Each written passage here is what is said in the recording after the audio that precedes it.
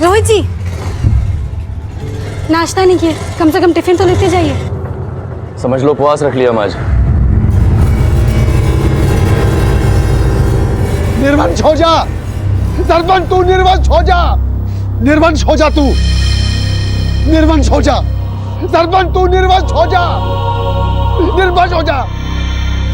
बहू कितनी बार बोले हम, रिंकू को बाहर मत लेके आया करो, अंदर लेके जाओ। सरपंच तू निर्वंश हो जा, निर्वंश हो जा सरपंच, तू निर्वंश हो जा, निर्वंश हो जा सरपंच, चलिए तू निर्वंश हो जा, निर्वंश हो जा सरपंच।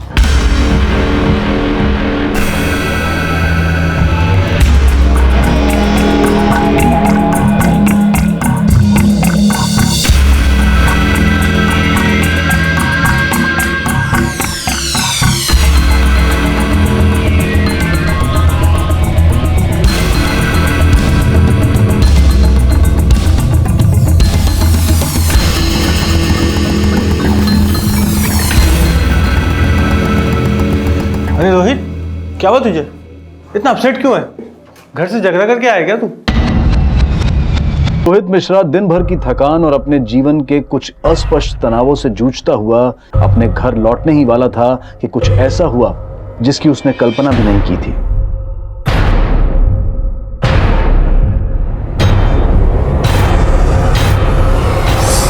क्या हुआ? पता नहीं यार, कुछ चुभा। चुपा? ऐसा खून निकल रहा है। पर्स मोबाइल चेक कर एक बार। हाँ सब है। चल चलते हैं।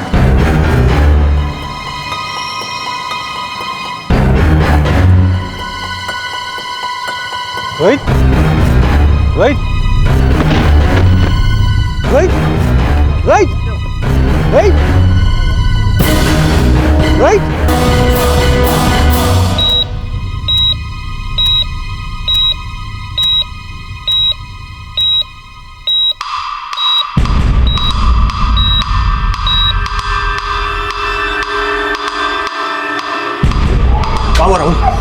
होश आया? नर्स, डॉक्टर मुखर्जी को बुलाओ, उनसे कहो इमरजेंसी है, और तुम जाके पुलिस को इन्फॉर्म करो। Yes sir. हेलो डॉक्टर साहब, कैसा है हमारा बेटा? कंडीशन ठीक नहीं है, पेशेंट कोमा में चला गया है।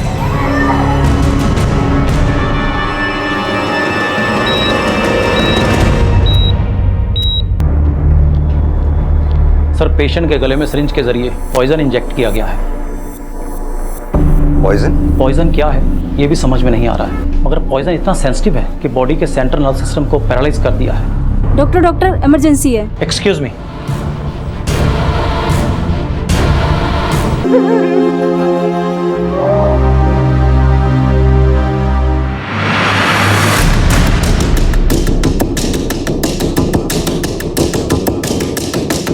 सर, यहीं पे इंजेक्शन अटैक हुआ सर। ना मैं देख पाया, ना रोहित ने। रोहित का बैग या पर्स वगैरह कुछ गायब हुआ? नहीं सर, कुछ गायब नहीं हुआ। सर, आसपास कोई सीसीटीवी नहीं मिला। सिरिंज अटैक करने वाले को भी किसी ने विटनेस नहीं किया। मैंने अपने खबरियों को काम पे लगा दिया है कि पता करें इस इलाके में कौन सा इंजेक्शन गैंग एक्टिव है। नहीं सही, अगर ये काम इंजेक्शन गैंग का होता तो फिर रोहित के साथ लूट क्यों नहीं हुई? और वैसे भी अभी तक हमारे पास इंजेक्शन गैंग के जितने भी मामले आए हैं, किसी में भी विक्टिम पे पॉइजन अटैक नहीं हुआ। तो फिर रोहित को बिना लूटे उसको पॉइजन इंजेक्ट क्यों किया गया? इन्वेस्टिगेशन की शुरुआत में ही ये सवाल खड़े हो गए थे कि रोहित पर हुआ इंजेक्शन अटैक अगर एक नाकाम लूट का मामला था तो लूट का इरादा रखने वाले इस इंजेक्शन गैंग ने आज से पहले किसी विक्टिम पर पॉइजन इंजेक्ट नहीं किया था। लेकिन फिर भी पुलिस अपनी इंफॉर्मेशन के जरिए इंजेक्शन गैंग से जुड़े हिस्ट्री शीटर्स और ब्लैक लिस्टेड लोगों को सारे आदमी वहाँ जहर से मर गया और तू पानी पानी कर रहा है। साहब, हमने उस आदमी को सुई नहीं छुपाई साहब, हमारी कोई नियत नहीं है किसी को भी मारने की साहब।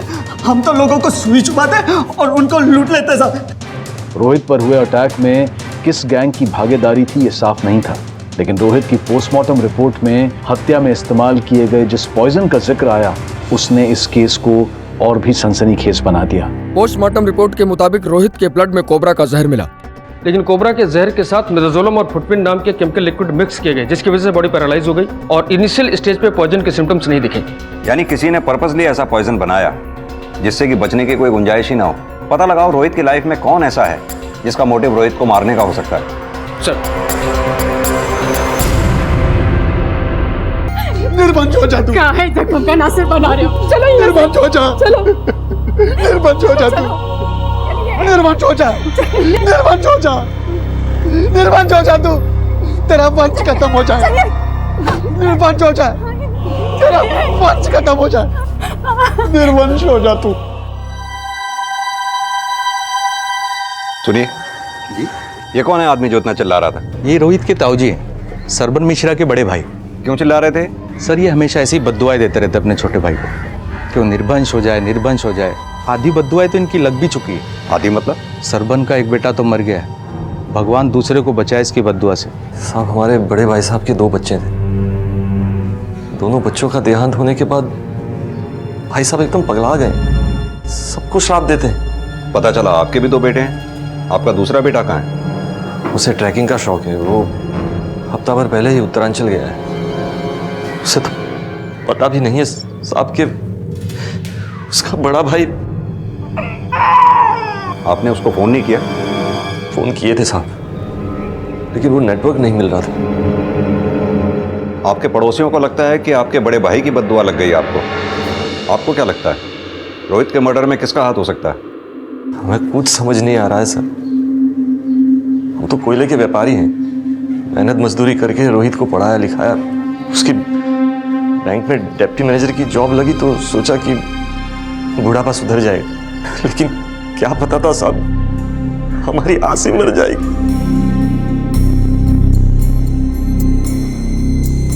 सविता जी आपको किसी पे कोई शक?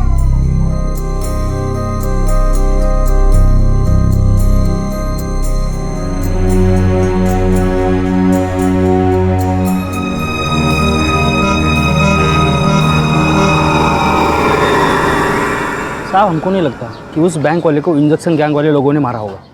उठाए गिरे लोग हैं साहब, 4 अंडे खाते ही सब उगल देते हैं, तो उन लोग से मर्डर करवाने का रिस्क कोई नहीं लेगा साहब। देख, मर्डर तो पूरी प्लानिंग से हुआ है। रोहित बैंक में डिप्टी मैनेजर था, उसे ना चाहने वाले भी बहुत लोग होंगे, और जिस वक्त अटैक हुआ वो अपने कलीग राहुल के साथ था। एक काम कर, उस राहुल की भी फील्डिंग लगा और ये भी पता कर कि बैंक में रोहित का किसी से 36 का आंकड़ा तो नहीं था।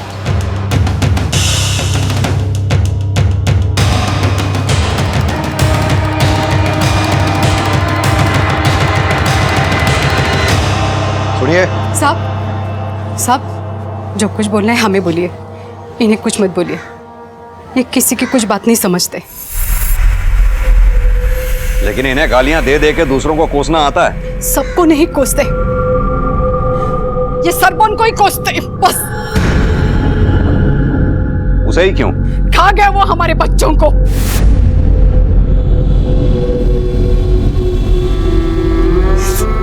साहब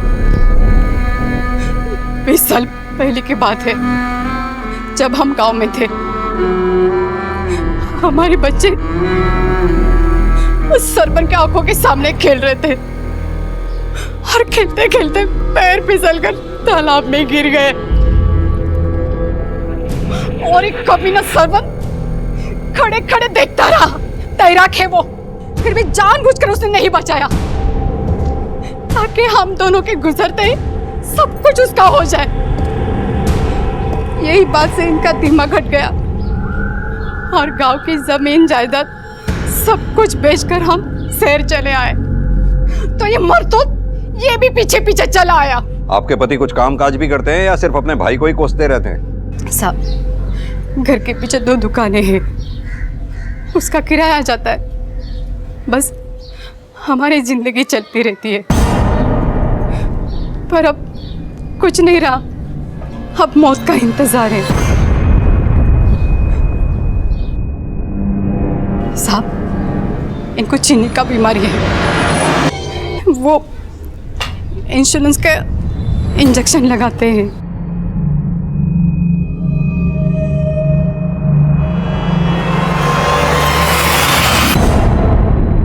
मोहल्ले वाले कह रहे हैं ये दर्शन पागल है, लेकिन ये इंजेक्शन खुद ले रहा है। कहीं ऐसा तो नहीं कि रोहित के मर्डर में दिमाग इसी का हो? सर देहाती है, कोबरा के जहर का बंदोबस्त तो कर ही सकता है। इस दर्शन की पूरी हिस्ट्री निकालो, पता करो क्राइम सीन पे इसे किसी ने देखा था क्या?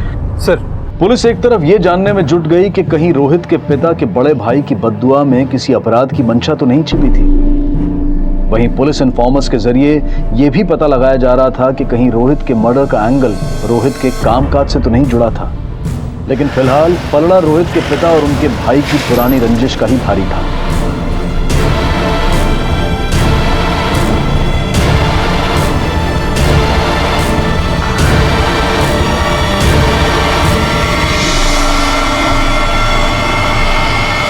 जिस शाम रोहित का मर्डर हुआ तुम भी उसी मार्केट में थे, क्या करने गए थे वहां? साहब रसोई का सामान खत्म हुआ था, वही लाने गए थे। चाहे तो आप उससे पूछ लीजिए, सामान की रसीद भी है। रसीद कटा के रखने से हम तुम्हारी बात को सच मान लेंगे? साहब इन्हें अगर कुछ करना होता ना तो 20 साल थोड़ी इंतजार करते।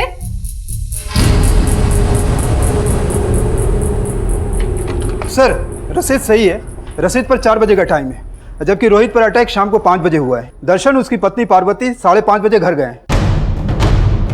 गुप्ता, उस बाजार से दर्शन और पार्वती के घर की दूरी ज्यादा से ज्यादा आधे घंटे की है। हो सकता है उन लोगों ने 4 से 5 बजे तक वहां इंतजार किया हो और फिर रोहित पर अटैक करके वहां से चंपत हो गए हैं। लेकिन सर कोई एविडेंस नहीं है, उसके घर से सिर्फ इंसुलिन मिला है, क्राइम सीन पे भी उसे नहीं देखा गया है। इवन रोहित का दोस्त राहुल ने भी आइडेंटिफाई नहीं किया। लेकिन गुप्ता, किसी ना किसी ने तो दुश्मनी निकाली ही है। दुश्मनी का तो पता नहीं साहब। हाँ, लेकिन बड़े भाई साहब पागलपन में बद्दुआ तो देते हैं। सरपंच तू निर्वंश हो जा, निर्वंश हो जा। पागलपन में हमारे बेटे को मार दिए हो तो सब उसका कोई अंदाजा नहीं है हमें। अगर आपके बड़े भाई साहब आपके पहले बेटे रोहित को मार सकते हैं तो वो दूसरे बेटे बॉबी को भी मार सकते हैं। आपने बॉबी को फोन किया? हाँ साहब, आज सुबह दोबारा किए थे लेकिन लगा नहीं। एक काम कीजिए, हमें बॉबी का फोटो और फोन नंबर दीजिए। अभी लाते हैं।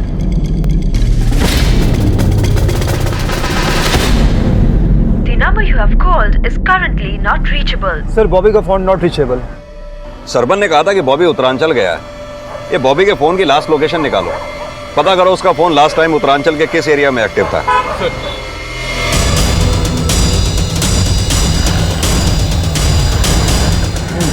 साहब रोहित का कोई भी बैंक वाला ऐसा नहीं है जिसने रोहित से दुश्मनी निकाला हो, लेकिन 6 महीने पहले था। रोहित ने उसके साथ अपने साले को भी अंदर करवाया था। साला? साला कौन है? रोहित की बीवी ना सविता, उसका छोटा भाई है रघु दुबे। साहब वो बैंक वाला अभी तक जेल में सड़ रहा है, लेकिन ये 15 दिन पहले बाहर आया है। सुनने में आया कि 1 नंबर का गंजड़ी साहब सुई से ड्रग लेता है साहब। क्या पता वही सुई चुभा दिया होगा जीजा को।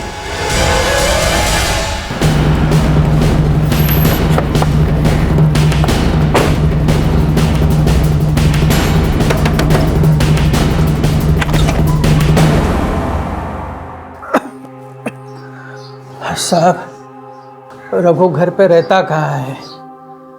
6 महीने से तो जेल में था। अपने जीजा के जाने के बाद हमसे मिलने तक नहीं आया।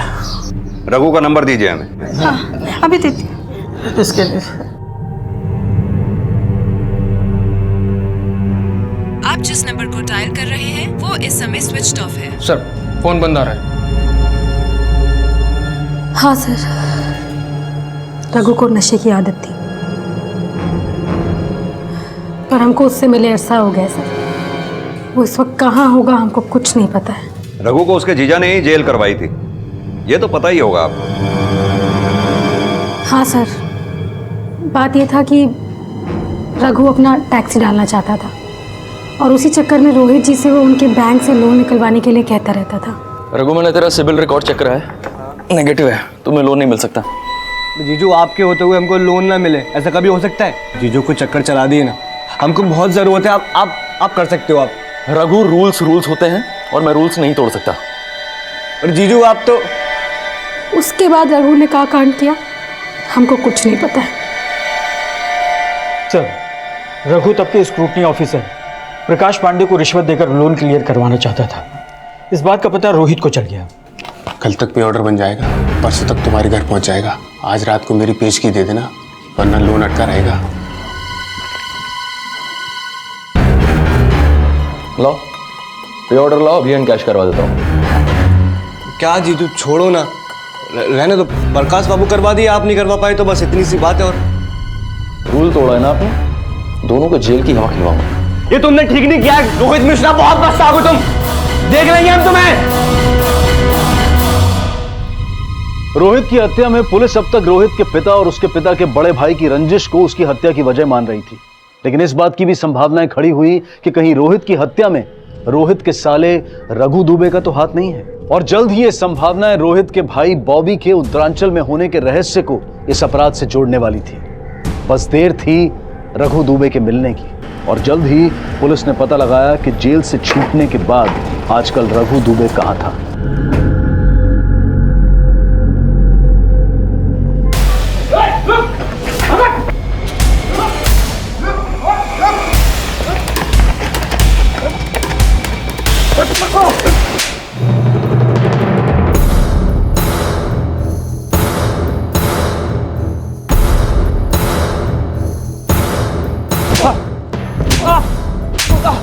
मार अपने जीजा को।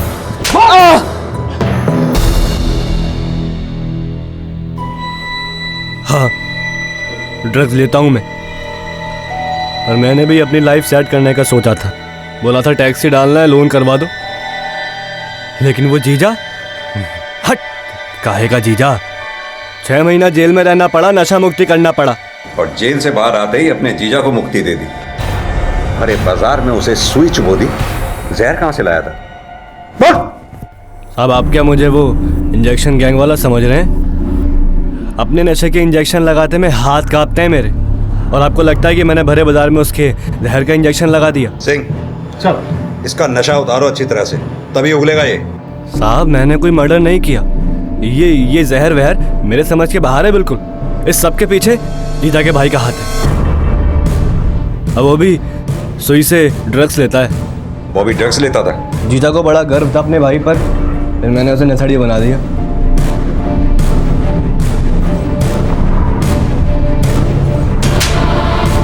क्या ये क्या कर रहा है? तुमने लत लगाई ना मेरे भाई को? जीजा मुझ पर चिल्लाया, लेकिन नशे ने बॉबी की बुद्धि फेर दी। भाई भाई का दुश्मन बन गया। समझता क्या अपने आपको? मैनेजर होगा अपने बैंक का, हम पे मैनेजर दिखाए तो गाड़ दूंगा उसको। सर, बॉबी का फोन रोहित की हत्या के 2 दिन पहले से बंद है। लास्ट लोकेशन भी उसके घर के एरिया की ही थी। तो बॉबी के फादर ने हमसे ये क्यों कहा कि बॉबी उत्तरांचल गया था? उसे ट्रैकिंग का शौक है, वो हफ्ता भर पहले ही उत्तरांचल गया है। हाँ बोल साहब, एक इंपॉर्टेंट खबर मिली है। सब बॉबी तो हमको यही बोल के गया था कि उत्तरांचल जा रहा है ट्रैकिंग के लिए। बॉबी का फोन पिछले 1 हफ्ते से बंद है, और आप कह रहे हैं वो उत्तरांचल में है। कहीं ऐसा तो नहीं कि बॉबी ने ही रोहित को मारा हो और आप बचा रहे हैं उसे? बॉबी अपने भाई को मार ही नहीं सकता। क्यों सविता जी, आपको भी यही लगता है? जी, रोहित जी को कोई और मारा है। बॉबी ड्रग्स लेता था, ये बात जानते हैं आप लोग? हाँ साहब, इसका भाई रघु है ना, उसी की संगत में भटक गया था वो। लेकिन साहब, हम संभाल लिया था उसको। अगर आपने बॉबी को संभाल लिया था तो फिर रोहित आपको छोड़कर क्यों जाना चाहता था?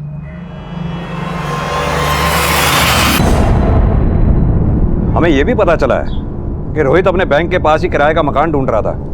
बता सकते हैं क्यों? साहब, वो बॉबी की हरकतों से ही परेशान था, इसीलिए अपनी बीवी के साथ अलग रहना चाहता था। लेकिन साहब, हमने बात किए थे, मना लिया था, वो अपना फैसला बदल चुका था। वो अगर रोहित ने अपना फैसला बदल लिया था तो फिर किराए के मकान के लिए उसने टोकन मनी क्यों दी? सविता जी, रोहित बॉबी की वजह से ये घर छोड़कर जाना चाहता था या वजह कुछ और ही है? बॉबी की वजह से। ये बॉबी का फोटो, ये उसका मोबाइल नंबर, ये 2 चीज़ और 2 इन्फॉर्मेशन। एक, ये सुई से ड्रग्स लेता है, और दूसरा बीएससी का स्टूडेंट। इसका बाप बोल रहा है कि रोहित की हत्या से 2 दिन पहले उत्तरांचल गया था, लेकिन इसका फ़ोन इलाहाबाद में बंद हुआ। तू देख जरा, कहाँ मिलेगा? ठीक है साहब, देखता हूँ। एक बच्चा हम खो चुके हैं, बॉबी को ढूंढ लीजिए प्लीज। साहब, सच में कहते हैं, हमें कुछ नहीं पता।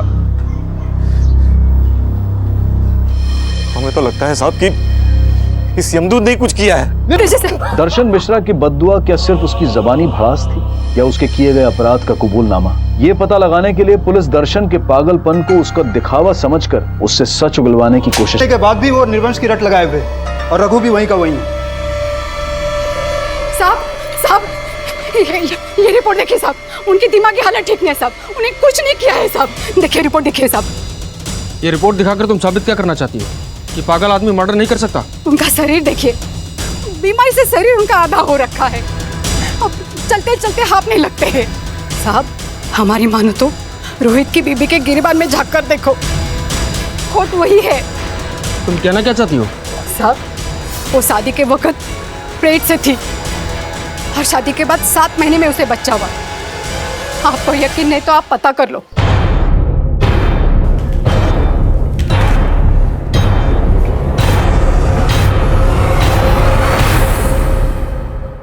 बैठिए। यह है आपके बेटे रिंकू की बर्थ सर्टिफिकेट। जन्म की तारीख 3 फरवरी 2016। रोहित से आपकी शादी हुई 26 जुलाई 2015 को। डिलीवरी प्रीमेच्योर नहीं थी। यह आपकी डिलीवरी रिपोर्ट। शादी के समय तुम 2 महीने पेट से थी, यानी कि यह बेटा रिंकू रोहित का नहीं है। क्या यह सही है? सर रिंकू रोहित का ही बेटा है। यानी कि शादी से पहले भी आपके रोहित से संबंध थे? सर रोहित और सविता की शादी जुलाई में हुई थी, लेकिन शादी पक्की फरवरी में ही हो गई थी। तभी से दोनों मिलते रहे और घर उसी में रह गया। सर ऐसी वैसी कोई बात होती तो रोहित मुझे बता देता पहले ही। तो आप ये साफ कर रहे हैं कि रोहित के मर्डर से उसकी बीवी सविता का कोई लेना देना नहीं? सर मुझे जरा भी शक होता तो मैं आपको सब कुछ पहले ही बता देता था। रोहित के फादर का ये मानना है कि रिंकू रोहित का ही बच्चा है, लेकिन हो सकता है ये बच्चा रोहित का ना होकर के किसी और का हो और रोहित ये बात अपने फादर को ना बता पाया हो। ये रोहित की बीवी सविता की हिस्ट्री निकालो, पता करो शादी से पहले उसका कोई अफेयर तो नहीं था। सर रोहित के भाई बॉबी का गायब होना अब भी रहस्य बना हुआ था, लेकिन रोहित की शादीशुदा जिंदगी से जुड़ा एक नया एंगल पुलिस के सामने आया था। लेकिन क्या वो बच्चा वाकई रोहित का था? ये जानने के लिए पुलिस एक तरफ सविता के अतीत को खंगाल रही थी और वहीं बॉबी की तलाश भी जारी थी। और जल्द ही सविता से जुड़ी जानकारी के साथ पुलिस सविता के माता पिता से मिली। सविता का शादी के पहले से अफेयर था, ये एकदम सच है। हालांकि ये बात सविता ने हमें नहीं बताई। आप लोग बताइए, आप लोगों को ये राज पहले से पता था ना? देखिए जो भी बोलिएगा सोच समझ के बोलिएगा, झूठ पकड़ा जाएगा। साहब कॉलेज में वो किसी लड़के को प्यार करती थी।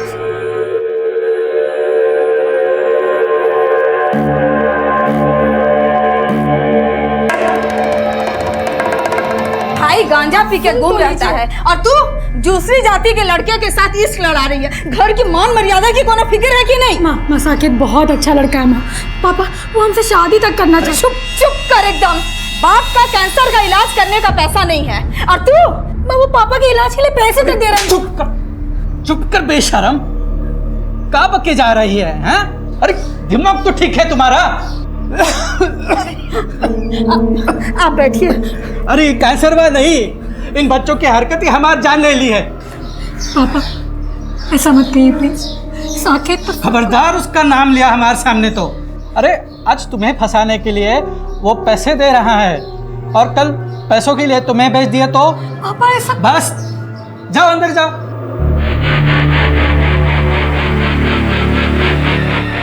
इससे पहले कि हमारी इज्जत नीलाम करके दूसरे जात वाले के साथ भाग जाए, इसके हाथ पीले करने पड़ेंगे। शादी के समय सविता गर्भवती थी क्या? ये क्या बोल रहे हो साहब आप? ऐसा कुछ भी नहीं था। देखिए आप लोग हमसे कुछ छुपा तो नहीं रहे ना? ऐसा ना हो हमें बाद में पता लगे कि आप लोगों ने हमसे कुछ छुपाया है, अच्छा नहीं होगा फिर। सविता के माता पिता के बयान से यह साफ था कि शादी से पहले सविता ना सिर्फ साकेत नाम के एक लड़के से प्यार करती थी, बल्कि उससे शादी भी करना चाहती थी। और यह भी साफ था कि रोहित से शादी से पहले से ही सविता गर्भवती थी। सविता के माता पिता के बयान की पुष्टि करने के लिए पुलिस ने सविता के प्रेमी साकेत को पूछताछ के लिए बुलाया। ये बात सच है साहब कि हम सविता से प्यार करते थे, लेकिन सविता की फैमिली ने शादी की इजाज़त ही नहीं दी और हमारी फैमिली ने भी। उसके बाद हमारी शादी कहीं और तय हो गई। शादी के बाद सविता से मिलना हुआ? सर एक ही शहर में रहते हैं, कभी कभी आमना सामना हो जाता है, लेकिन वो अपनी गृहस्थी में बिजी है और हम अपनी। उसकी गृहस्थी तो उजड़ गई। मतलब सर? उसके पति का मर्डर हो गया, तुम्हें नहीं पता?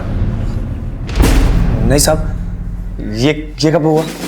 लेकिन ये तो तुम्हें पता होगा कि शादी से पहले ही तुमने सविता को प्रेग्नेंट कर दिया था। सर आप ये सब क्या बोल रहे हैं? हम उससे प्यार करते थे और हमारे बीच में कोई फिजिकल रिलेशन नहीं बना। साकेत का बयान सविता का पक्ष मजबूत तो कर रहा था, लेकिन सविता एक ऐसे चक्रव्यूह में फंसी थी जहां चारों तरफ से उंगलियां उसी के चरित्र पर उठने वाली थी। और जब एक औरत ऐसी परिस्थिति में होती है तो सच और झूठ चाहे जो भी हो, लेकिन उसका घिराव हमेशा शक की नजर से ही किया जाता है। और जब शक सच्चा साबित होता है तब अक्सर झूठ को मजबूरी बताया जाता है, और मजबूरी सिर्फ कायर ही नहीं, कभी कभी अपराधी भी बना देती है। साहब, इस बॉबी का कोई इन्फॉर्मेशन नहीं निकाल पा रहा हूँ, लेकिन इसके भाई रोहित की एक बात पता चली है। पता चला है कि वो किसी क्लिनिक में जाता था। क्लिनिक? कौन सा क्लिनिक? साहब, वो गुप्त रोगों वाला क्लिनिक।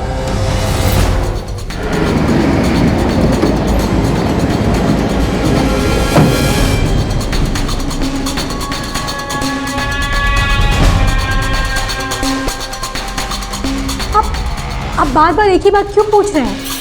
क्योंकि तुम झूठ बोल रही हो। तुमने हमसे कहा कि रिंकू रोहित का बेटा है, जबकि सच तो यह है कि रोहित बच्चा पैदा कर ही नहीं सकता था।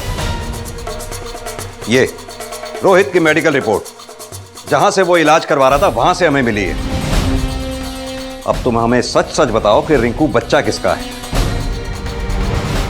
अब तुम सच बोलोगे या फिर डीएनए टेस्ट करवाएं तुम्हारा? सर, वो रिंकू सविता और हमारा ही बच्चा है। हम शादी से पहले ही प्रेग्नेंट थे। इसी चक्कर में माँ बाप ने जल्दी जल्दी में रोहित जी से शादी करवा दी। लेकिन तुम्हारे पेरेंट्स ने तो कहा था कि उन्हें तुम्हारी प्रेगनेंसी के बारे में कुछ नहीं पता था। हमारी वजह से उन्हें इतना शर्मिंदा होना पड़ा। कैसे बताते आप लोगों को? शादी के बाद भी साकेत से मिलती थी? कभी कभी मिलते थे सर, भूल नहीं पाए थे हम उसको। लेकिन पिछले महीने उसने बुलाकर हमें प्रॉमिस लिया कि हम उससे दोबारा नहीं मिलेंगे। ऐसे क्यों?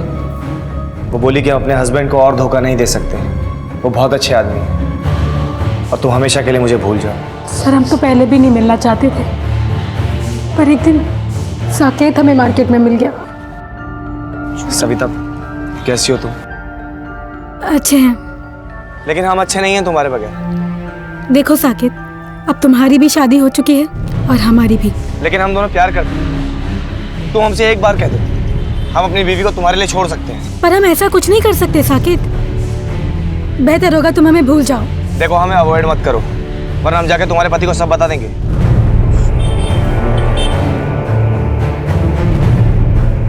देखो सविता, मुझे गलत मत समझो, मैं तुमसे प्यार करता हूँ। क्या तुम मुझसे प्यार नहीं करती?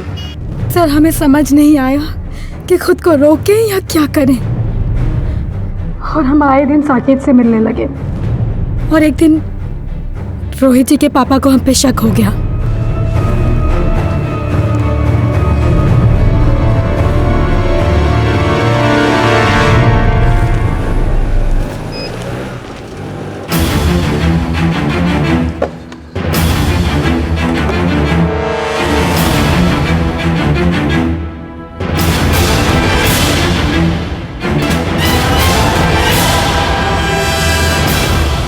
क्या चल क्या रहा है आजकल? ये रोहित को बताएं क्या चल रहा है? वो हमें डांट नहीं रहे थे, बल्कि हमें ब्लैकमेल करना चाहते थे। पापा जी, वो हम पापा जी, वो जूम करें? पापा जी, रोहित इंपॉर्टेंट था, ये बात तुम्हारे ससुर सरपंच जानते थे? उन्होंने तो अपनी गंदी नीयत के चलते किसी को नहीं बताया, लेकिन रोहित जी ने कभी हमसे कोई सवाल नहीं किया। लेकिन रोहित तो उस क्लिनिक में शादी के बाद भी अपना इलाज करवा रहा था। रोहित जी जानते थे कि वो बच्चा पैदा नहीं कर सकते। हमसे अपसेट भी थे, पर उन्हें अपनी कमी पर खुद भी शर्मिंदगी थी। एक दिन हमने भी हिम्मत करके उन्हें जाके सब कुछ सच बता दिया। हम जानते हैं कि वो हमारा बच्चा नहीं है, लेकिन हमें अच्छा लगा कि तूने खुद हमें सच बता दिया। पर हम आपसे कुछ और बात भी करना चाहते हैं, आपके पापा के बारे में। हम ये भी जानते हैं। क्या आप ये भी जानते हैं? हम सब जानते हैं, और वो भी ये जानते हैं कि हम सब जानते हैं। सिर्फ तुम्हें नहीं, हमें भी नीचा दिखाते हैं। और हमने फैसला कर लिया कि हम इस घर में और नहीं रुकेंगे। हम रोहित जी के साथ नई जिंदगी बिताना चाहते थे और इसलिए हमने साकेत को भी जाके बोल दिया। सविता मेरी बात हमने कहा ना साकेत, हम रोहित जी को अब और धोखा नहीं दे सकते। आज के बाद हमसे मिलने की या हमें ब्लैकमेल करने की कोशिश मत करना। सविता सर, हमने उसकी फीलिंग्स की कदर की, अब फिर दोबारा हम उससे कभी नहीं मिले। सर, साकेत को तो हमने अलविदा कह दिया, पर जब रोहित जी के पापा को पता चला कि रोहित जी हमारे साथ कहीं और रहने की सोच रहे हैं। ये क्या मजाक है रोहित? मकान बदलने की क्या जरूरत है? फैसला हो चुका बाबूजी, अब इस पर कोई बहस नहीं होगी। रोहित जी, नाश्ता नहीं किया, कम से कम टिफिन तो लेते जाइए। समझ लो उपवास रख लिया हम आज। पर इससे पहले कि हमारी जिंदगी सुधरती, रोहित जी चले गए। सर, हमको तो लगता है रोहित जी के पापा ही मारे रोहित जी को, राक्षस से मारे, बॉबी को भी वही मारे। बॉबी को? शुक्ला जी, हम बाद में फोन करते हैं आपको। लेके जाओ इसे। अरे सर, चल। अरे सर, हमने क्या किया लेकिन?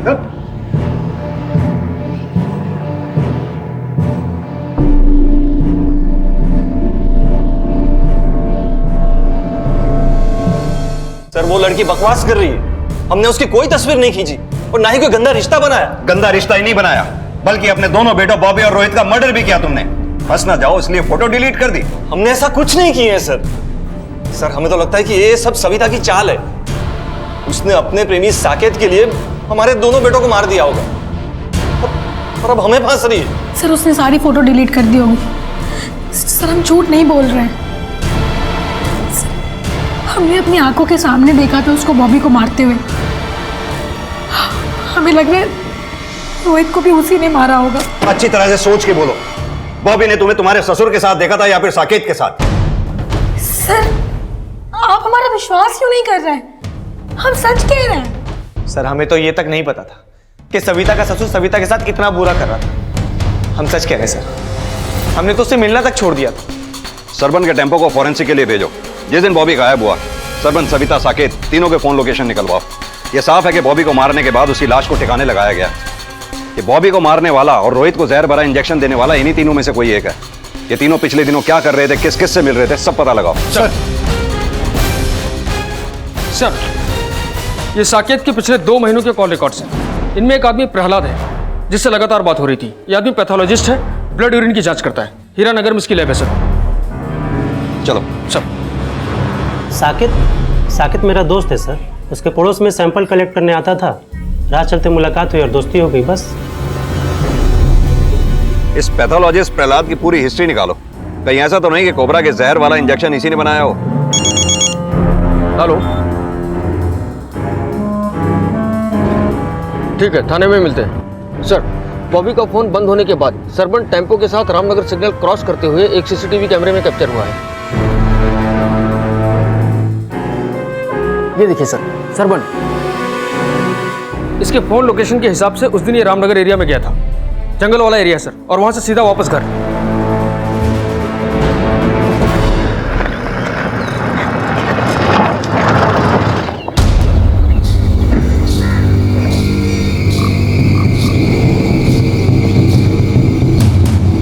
सर,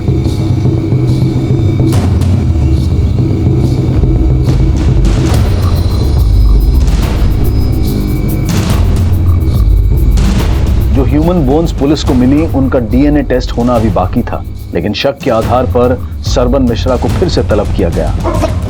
सर, बता दो। चल। सर, उस भिखमंगे शिवेंद्र की बेटी को घर लाने की सजा आई। पिछले महीने का भाड़ा लाया वो तुम्हारा, पता चला तबीयत ठीक नहीं है तुम्हारी। क्या हुआ है?